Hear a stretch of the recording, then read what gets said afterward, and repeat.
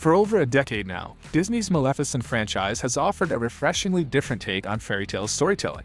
Instead of focusing on the familiar heroes, these films brought the villain to center stage, humanizing her, complicating her motives, and ultimately making her one of Disney's most compelling characters.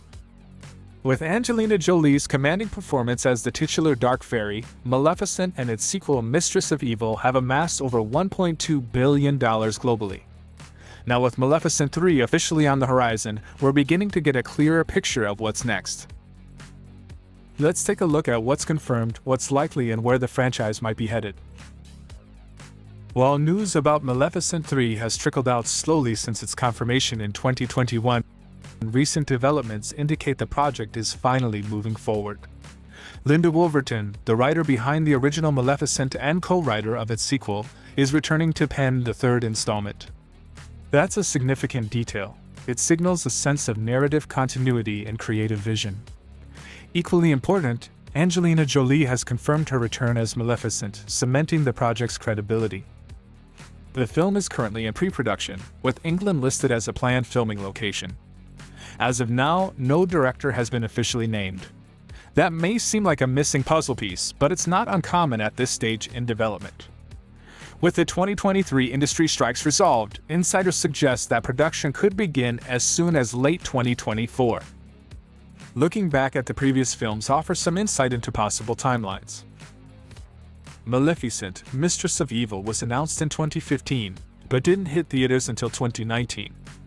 That 4-year gap was largely due to the franchise's heavy reliance on visual effects and complex world-building. Given that, a release date in 2026 or early 2027 for Maleficent 3 seems like a reasonable projection. Jolie's schedule is also a factor. Maleficent 3 is reportedly just one of several projects she's juggling, but her role is so central to the series that production will likely be timed around her availability. Disney has kept specific plot details tightly under wraps, but based on where Mistress of Evil left off, there are a few clear directions the story could take.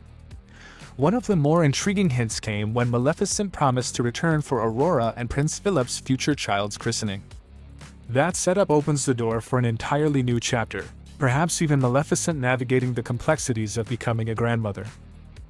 Expanding on the themes of family, redemption, and identity, Maleficent 3 could continue exploring Maleficent's bond with Aurora while also deepening the lore of the magical world.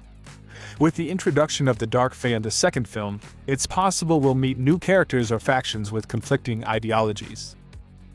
And let's not rule out a new antagonist, possibly a rival Dark Fae or even a human force challenging the peace between worlds. While nothing's officially confirmed beyond Jolie and screenwriter Woolverton, we can reasonably expect several key cast members to return. Elle Fanning's Aurora has been the emotional anchor for Maleficent's evolution, and her presence would be essential in the next chapter.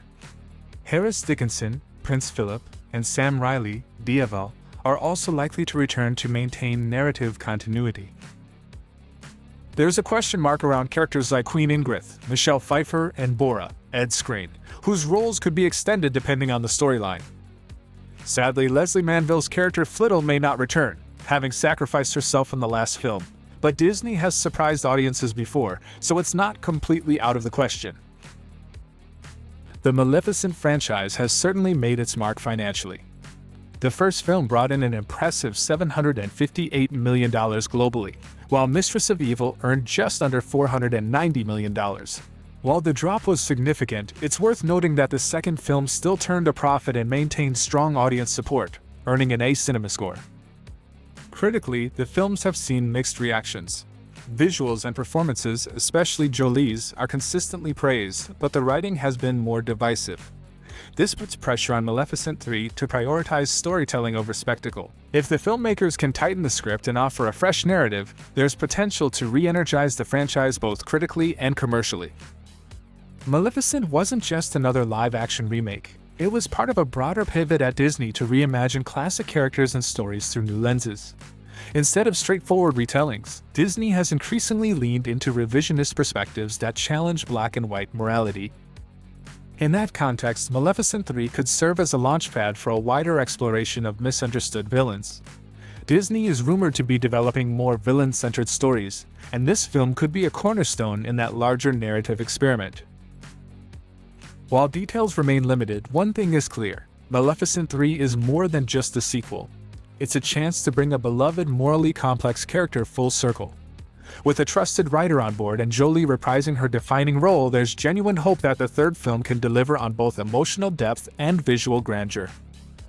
If Disney plays its cards right, prioritizing strong storytelling, deeper character arcs, and fresh mythology, Maleficent 3 could be not just a fitting end, but a bold evolution of the saga. And for fans of the Dark Fairy, the wait might just be worth it.